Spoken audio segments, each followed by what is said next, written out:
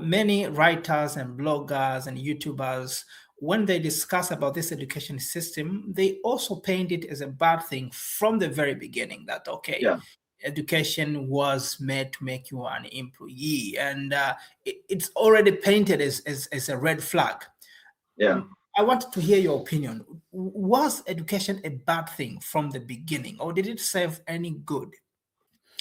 Hello, everyone. This is Ezekiel Kuhoga from Relefy Media. I just informed you before that now I'm working with Relefy Media, of course, as a volunteer or an intern at first, but we already have plans to, work together in the long term. Yeah, and one thing I've been doing here is to discuss the wonderful articles that have been published on the Relefy Media website.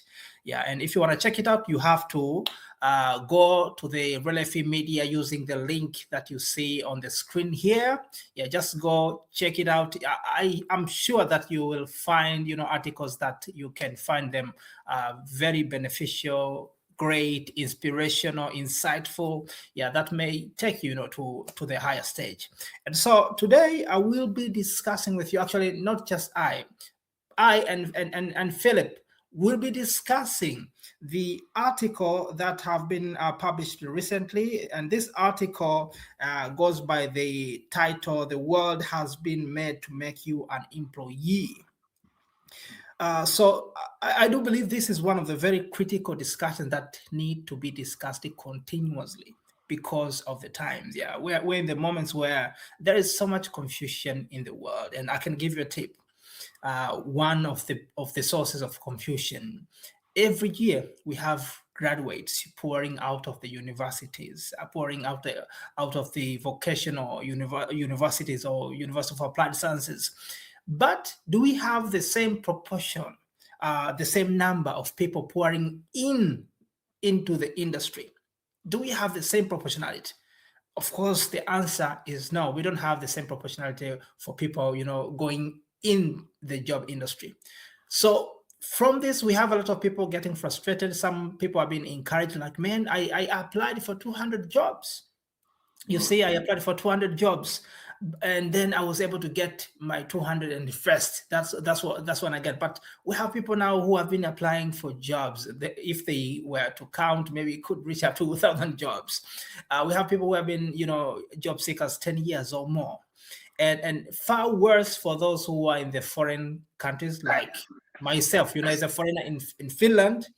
I could say it is even harder to get access to job opportunities through this traditional Yeah, method. Graduate, go to school. Yeah, so this has been one of the frustrating things, and I believe the argument that has been put on this article could provide some light. Maybe not every answer, but could provide some light, or a beginning of a discussion that may give answers. And this is why I'm having Philip on this podcast. And we hope Philip will be able to tell us some of the things. Philip, maybe could you let us know first of who are you and what do you do? yes. Thank you, Ezekiel, for having me here again. My name is Filip Ekman. I'm a co-founder of Relefy Media. I also have some other businesses. I've started to call myself now an ecosystem entrepreneur. And that mostly means that I don't specifically have a work in a specific function in one company, but I try to combine people, capital to find a solution for many people. And I believe in collaboration far more than competition, even though that also obviously exists. Amazing, amazing, amazing. So, actually, we have a lot to talk about, but today let us just focus on this article. I'm so much Yeah. interested in this article you have written. Maybe you could tell us first, who do you intend this message to? This article. Who did you write this article for? Who should hear about this? Good question. I always when you write an article, you hope that many people read it. I see benefits from this in this article for many people, as you mentioned, people who are trying to find work here. I would like them to I would like to encourage them to think about alternatives to employment. because one thing with employment, it does give you a regular paycheck, but basically you are trading your time for money, and I would like people to start asking the question: is that a good trade in the long run? Because time, you can never get that back. But money, theoretically, there is an infinite amount of money that you could make. Elon Musk is now the first trillionaire, but will he live forever? Probably not. Yeah, I actually love the way you have brought this, point about time. Yeah, There was this narrative. Actually, it is even still today. Some people will say time is money. yeah, And after I sat down and think about this for a while, I came to realize that this is not actually true. Time is yeah, not money. Yeah, yeah, and I come to realize that maybe it used to apply a lot in the beginning of the industrial revolution, because yeah, the more time you spend, that's the more you produce. yeah, Yes, you spend, the less you produce. Yeah, but we have reached to a point where people are able to expand value like in an unimaginable way. Like you just mentioned, Elon Musk. Now I believe 1 second to Elon Musk cannot be compared to 1 second yeah, of Ezekiel. And this tells that time is actually not money, but yeah, it just depends on how much you can compress, yeah. value in a unit of In a time. way, time and money is still related. It was even more related before, when it was, very obvious that in 8 hours of factory work you can get a certain, outcome produced. It was uh, obvious that you can. It's not that easy to create value without also putting the time, even though it can be your time, it can be someone else's time. Scale at that time was came by getting employees to put their time, and if you can use their combined time, package it in a smarter way, you were able to make some money. But imagine the relationship between time and money. You can still have a job and you basically trade your time for money, and that's doable. But imagine if you could go the other way. What if you could go to Elon Musk and imagine what would cost more? You say that, okay, fine, I will give you 5 hours of work. Or what if you would put it the other way? If you could actually increase his lifespan by 10 years, for example, he could I bet he would pay a lot for it if that would be possible in some sense. And you can see that the value of time is far more than money. You can see that in the longevity industries, there are scientists who believe that humankind can live for almost forever, and even though it's not proven yet, billions have already been poured into that industry. I see. So Fantastic. so the fountain of youth is something that people are still looking for, and not just crazy explorers. Huge money is poured into that idea still, after all these thousands of years. Yeah. Yes, amazing. Maybe I could go to the second question. Yeah, Uh, okay, according to the article that you have written, it looks like this public education system was mostly introduced around 1800s.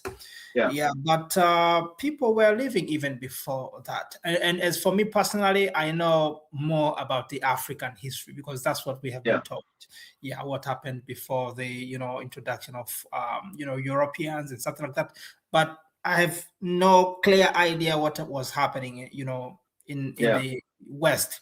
Yeah, so before 1800s, I wanted to know if you have any clue what was the education system like before the industrial revolution.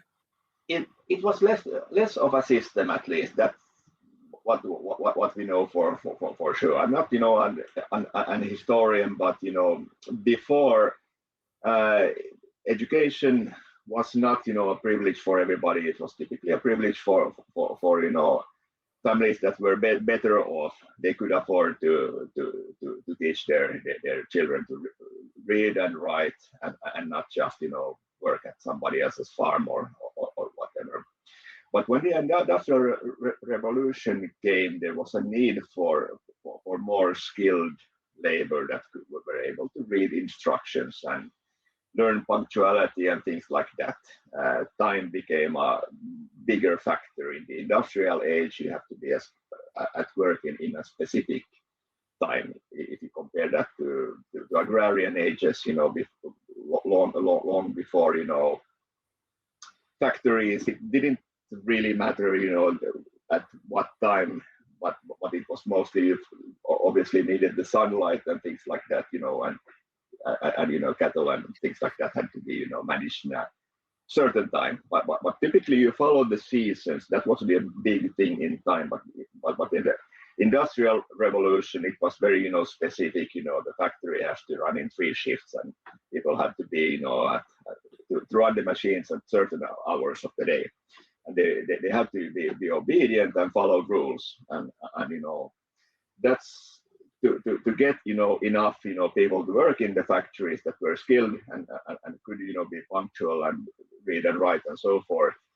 The manufacturers started lobbying the school system because they didn't want to pay for it themselves, because if I start educating people and I hope that they will come to work in my factory, they might go work in my competitor's factory. So that's why they lobbied governments to do this. And still today, our school system is based on the preferences of the manufacturers. But now that is starting to change. There is no longer on such a big need for huge amounts of obedient workers. There is still a need for that, but we're starting to be at a point where there might not be enough opportunities for everybody forever. And of course, now we live in a challenging economic time. This is not what the world necessarily will be forever, but we are moving in that direction anyway. I see. Yeah, and maybe one thing I would love to hear from you. You have mentioned about the change, in times. Back then we had industrial revolution. Now the technology is coming. The question I would love to ask now is that many writers and bloggers and YouTubers, when they discuss about this education system, they also paint it as a bad thing from the very beginning. That education was made to make you an employee, and it's already painted as a red flag. I wanted to hear your opinion. Was education a bad thing from the beginning, or did it serve any good? No, because when you think about population at large, from an individual perspective, it would be very nice to be an entrepreneur and be your own boss and things like that. And that was not necessarily a possibility for everybody. And the quality of life did increase a lot going to a factory and working there. Even though that work sounds boring today, I bet it wasn't any better working on somebody's farm. So both and people made a lot more money in the factories, and that's one of the reasons why even rich families stopped having butlers and things like that, because the price of labor went up, because there were machines that they were able to produce more, and then it starts to be very expensive in comparison to have a person working full time at home, just pouring coffee and tea for you. So that became too expensive. But in a way, for that society, people were able to trust that some very large manufacturers were most likely able to give you a job for basically your whole life until retirement. But today that's not necessarily the case. People work at one specific company far shorter periods than before, and there's downsizing, and there is less commitment between employee and employer, and that trend is not it doesn't look like it's changing in any way. I see. And so from what I get from your argument is that perhaps the industrialists didn't treat people as people, maybe Yeah, from the beginning. Perhaps they took them as some sort of a commodity or yeah, like a raw material which you fit in. That's why we had a change. Initially, they said, okay, we need people, let's train them to fit in the system. yeah. And then technology came and they no longer needed them. Now they get rid of them. They bring in the AI. And so is that Yeah. what you are relaying? Well. Basically, I think that both sides are trying to think mostly about their own personal interest. The employee also wants to make what make as much money as possible and put as little hours in it. You also want to make sure that you learn and you are able to build your career. You don't necessarily think about the company's goals. You think about your own company's goals, but that also works because the company and the employee are able to communicate and come into a mutual agreement. And then there is also unions and things like that that make sure that the employee doesn't get too badly screwed. Of course, there are opinions that is this a smart system at scale, especially now when the world is changing very fast. But is it necessarily a bad thing that there is less commitment between those, that both are able to be competitive? For example, if the employee is not treated well, he can go someplace else, and that's why the employer needs to offer something also in return to make sure that they are attractive as an employer. And I think that there is I see it's a double-edged sword, because in a way, if the individual has his own ability to create value and doesn't necessarily work for one employer but has multiple streams of income, that's in a way more democratic in a sense of power structure. I see. Yeah, I saw one video, and that video someone was discussing about success. Yeah, And he said that success is subjective. That means, yeah, it always depends on the person. What does he wants to achieve? You want to achieve, you want some muscle if you want to go to the gym, or do you just want to be fit? yeah, Do you want, financial success, that if you get more money, spend on expensive cars, or yeah, some other people's success just being loved by other people? So I compare success to development as society, because the yeah, society does not succeed, it develops, it progresses. yeah, Now, speaking of this argument that you had on this article, is that we have two faces here. We have the face of, technology, progression, yeah, from the very, basic industrial stage to now yeah, we in the AI and the complex structures. But we have the society. So yeah, in the beginning of technology, we had people, who were very minimum involved with the technology. And then we had the industrial revolution, which demanded a lot of people. That's why we had the introduction of public schools. yeah, And then technology came in and started to kick people out, just like what we discussed in the beginning. And it looks like as we go on, technology will still be kicking people out. And you have mentioned in the article that in today's age, 2026, you can have a new solo founder yeah, running operations that demanded maybe 10 people yeah, team back yeah, in 5 years back then. And it looks like one, as far as we go, one person could be handling tasks that were supposed to be handled by maybe 1,000 people, yeah, because you have AI automating everything, emails, stuff like that. It will be yeah. assessing of inventory, something like that. Do you think, are we going backwards as people, as a society?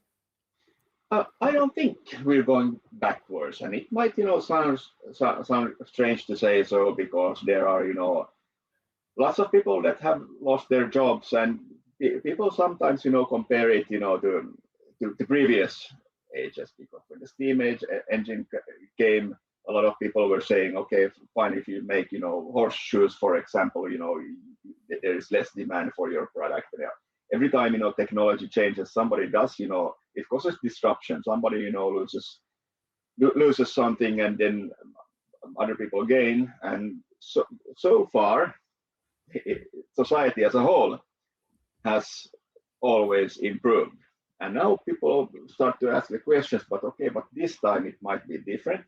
Historically, when people say that it has never been different. But today it might actually be, because it's moving so fast. It happens faster than society can adapt to it, especially education and things like that. That it's mostly public sector. They are quite slow to make changes. But there is maybe something that you could estimate, that what might be somewhat safe and still in the realm of humans and not machines. And I think maybe the most important thing is trust, because business is still made between humans, and if there is nobody to verify the work of AI, so then you need humans for that at least. And then there's also to decide on the intent, on what do we want AI to do. It's maybe what is going more and more into AI is everything that's just execution, like as you mentioned, writing emails, bookkeeping, those kind of execution level work that is under threat, and it will very likely to be replaced by AI if it hasn't been already. I see. Perhaps the next question would be based on the point you mentioned also in the article, that because of the situation that the employment nowadays does not provide what it provided back then, in the introduction of industrial era. So we have some people opting to become entrepreneurs, self-employed, because there is nothing for them in the employment industry, and we have people opting to start business because that's what they would like to do. Yeah. Is there a difference, and should we expect different outcomes from these two kinds of people? Well, I think humans have survived lots of things. There have been world wars, and there have been even atomic bombs and things like that. And society has never as a whole completely stopped existing. So okay, let's say that something would really happen, that there just isn't enough employment options. I don't think that people would starve to death. Something would happen. Society would sooner or later change in some way, and I do hope that change would be more like that. People would mostly be some form of self-employed or entrepreneur, because and it's not that utopian as it may sound, because if you go very far back in human history, people were basically entrepreneurs in some way. They didn't apply for a job someplace and wait forever until somebody reads your resume. Let's say that you were a hunter and gatherer. What would happen if you hunt down a mammoth, for example? Well, the first thing, if you would even be able to do this yourself, you would notice that, hey, that this thing is pretty heavy. I can't pull it to the cave myself. What am I going to do? Well, obviously you would go back into the village, and then you would say that, hey, I have found this huge beast. There's lots of food to everybody, and this is pretty much my enterprise now. I'm an entrepreneur. But okay, would you help me carry it back into the village? Then I would pay those people in meat and fur and the bone and everything like that could be made into tools. And that's pretty much everybody involved here would be entrepreneurs, and they basically negotiate based on the value they provide to the table. So what should humans then learn to do now? I think you should be able to learn things, at least. That's probably something, and find out how to provide value and be able to communicate with other humans, to just basically know that what needs to be done. how could I be of service? Yeah. Amazing. What message would you have for maybe educators and those people who are involved with education institutions? Basing on your comment that it looks like still in a large part, most schools are still run on the same way as schools were run back in the introduction of industrial age, but times have changed. So how should the education, adapt in today's age to be most I think that, everybody, should need to be as honest as possible about our ability to forecast the future. Basically, we can't. So we can't know exactly what skills are required in the future. I think that is very impossible. You could make the argument that execution based skills will be less and less relevant, and even before they will be irrelevant. They will change all the time, and whatever you learn, the skills many of them will be outdated before you graduate. So that's true. That's true. Today, in today's age, I think many coders are already at risk because now AI is almost doing everything. Website builders. Oh man, An execution-based code is it's the demand has sunk like a rock, but then there is understanding architecture and planning project management, and those kinds of things are still needed, or somebody who is able to understand agentic coding and things like that, and manage these kinds of things and verify, that is still needed. But what I would hope in school, because some at the lowest level in elementary school, they are moving a lot towards digital things, because they imagine that they will be able to teach kids more modern technologies. But that's something that kids typically learn on their own, and often faster than the teachers and the educators themselves. But the base, but the basic skills are now worse, like ability to read and paint and things like that. I think that being able to be a better reader and be able to understand things faster is the only skill that will remain relevant for a very long time, because the faster the world changes, the faster you have to be able to learn new things and adapt to it. I see. Then at higher levels of academia and things like that, they already do teach creative thinking, and that's why I think that at the higher level, universities and things like that, it's you basically learn how to think critically and analyze things, and that's needed also to be able to use AI better, to be critical and not trust whatever it pushes out of your prompts. Or actually, you had already started to answer the question which I was about to ask next, but I'll ask anyway, so you can top up if there is any left answers. Next question was, what message would you have to maybe students who are still students at the moment, or they are graduates? What attitude should they have, in relation to education and industry and technological advancement?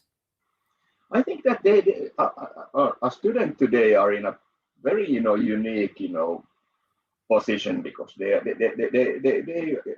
full-time learners in a way. So in some place, try to think that the things that you learn now, would this be useful to somebody else, and in what context and in what way, and try to think that could you somehow, when you know something that somebody else doesn't know, could you help somebody here in any way? And after that, start to think that, okay, is this useful enough? Would somebody perhaps pay for it, and how would that work? I think that kind of thinking might lead to something valuable for yourself and everybody that's involved in whatever venture you might come up with. I see. Perhaps this would be the last question today. If there is one message that you would like people, be it student, be it a graduate, be it an educator, that they should take from this article? What message that would be? The world is, changing, and it has, some threats, but also, a lot of opportunities. And perhaps, try to take a deep breath and look at the opportunities with a cold head, and try to, adapt to the reality that we are living in. Fantastic. Well, thank you so much for the time. This was an amazing discussion, and I do believe that many people will find it fruitful. Yes, just once again, for our listeners, our followers, please make sure you follow Relefy Media. Relefy Media, you'll find them on LinkedIn, you'll find them on TikTok, Instagram, right, and Facebook. Yeah. Yes, as well as YouTube. And we have started producing these podcasts, which, discusses the articles or the content that you will find in the articles. Yeah. And to get access to the article, make sure that you reach out to the website. And I will attach also the link to the website in the accompanying text. So make sure you reach out, go over these articles. Yeah, go over these articles. I'm sure you'll find information that you will see that it is insightful and will help you move forward. Maybe any final message you may want to have for our audience today? Well, remember to register on Relefy.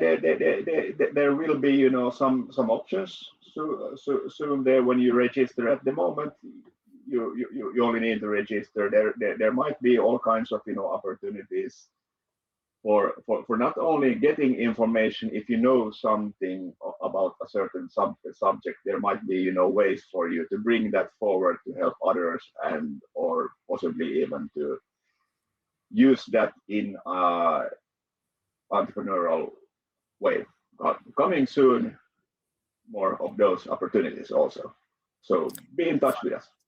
Fantastic. Yes, and one more thing which I almost forgot, but it's critically important. Yeah, now we have Relefy community, and so we have one WhatsApp group which we'll be discussing different topics together, exchanging insights. So if you are interested, make sure you join this community. I will also attach the link to this group.